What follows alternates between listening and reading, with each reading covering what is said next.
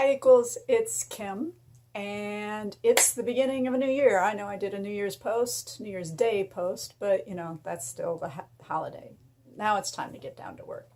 And what I was talking about is my pledge in my efforts to make America compassionate again, particularly around LGBT issues and division in society over recognition of LGBT people as full human beings and citizens of this country. Well, first, the idea of examining our implicit biases.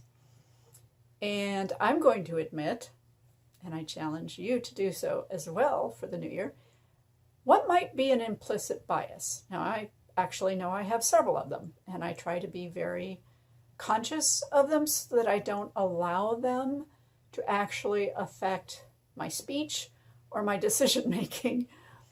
Sometimes I'm more successful than others. But for the purposes of my goal, specific goal for this set of vlogs on Make America Compassionate Again and what can we give up, I wanted to talk about an implicit bias because I was asked, who is my desired audience? And so I was thinking that there are three main groups. Certainly there are middle to older white straight men. So I know I have implicit biases around fundamental Christians.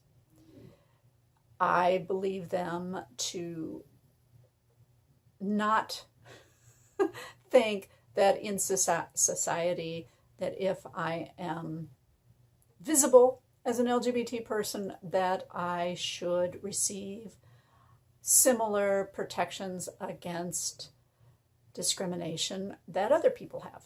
I hold that implicit bias, and I got work to do.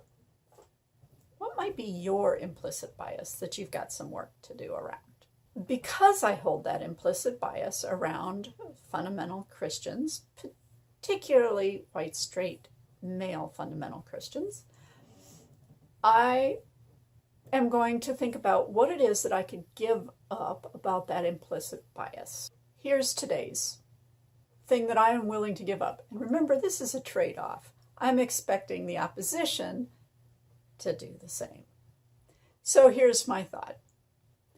I'm going to give up the idea that fundamental Christians, particularly those that run organizations that actively oppose legislation that would help LGBT people live fuller lives in society.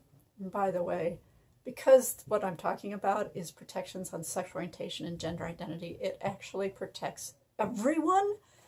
A reminder, everyone has a sexual orientation and gender identity, so if we protect LGBT people, we also protect straight cisgender people.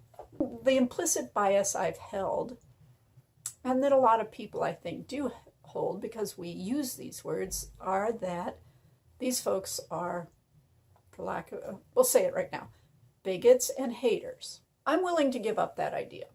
I really believe that folks who work for fundamentalist Christian organizations believe as deeply in their mission as I do in my mission. Do they do it out of bigotry and hate? Okay, I'll give that up. They do it because they believe they are in the right.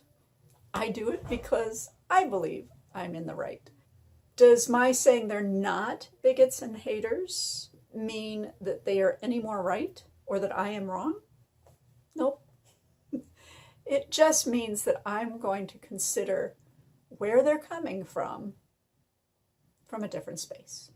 They are people who hold values and hold their mission important enough to fight for it. And I'm somebody who holds my values and my devotion to my mission as important enough to devote my professional life to it. What are you willing to give up today? If you like this video, give me a thumbs up, Leave some comments below. What do you think of this new approach? What do you think of this idea? Love to hear from you, and share this video with your friends. Retweet it, whatever they do on Instagram. Share it on Facebook. A equals. Bye.